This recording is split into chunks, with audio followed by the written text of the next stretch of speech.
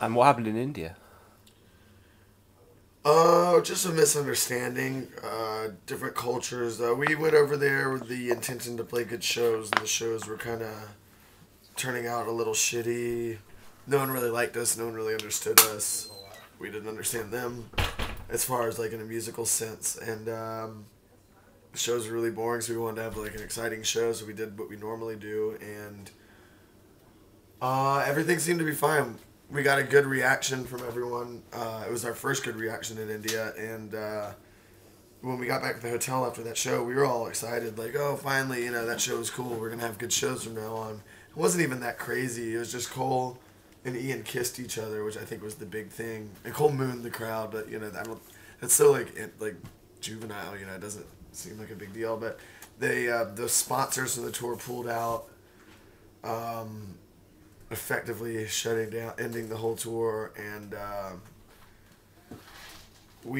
don't know who called the police or if the police were called, but there was enough of concern that at 5 a.m. that the police were going to come and arrest us because public displays of affection and homosexuality are both illegal there.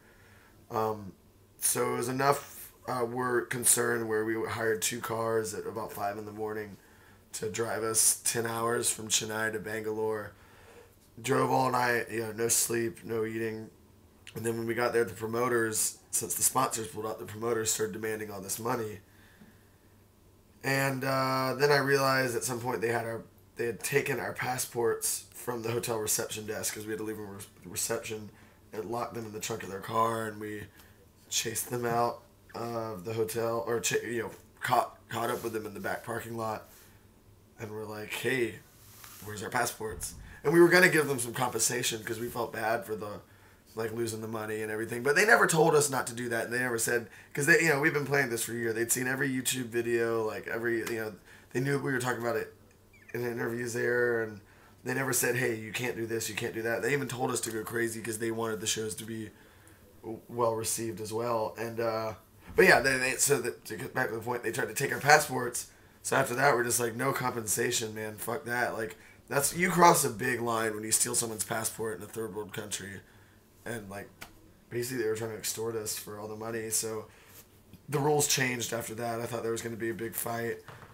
But they backed down. There was 2 of them and 6 of us, so that was good. And we booked tickets to Berlin about half an hour later, and we were on a flight to Berlin about 7 hours later. So I'm glad we went, but I don't think it was the best idea. I don't think India was ready. Give it another decade or so. Yeah, the funny thing about the cops, we were like, no, man, the cops aren't gonna come.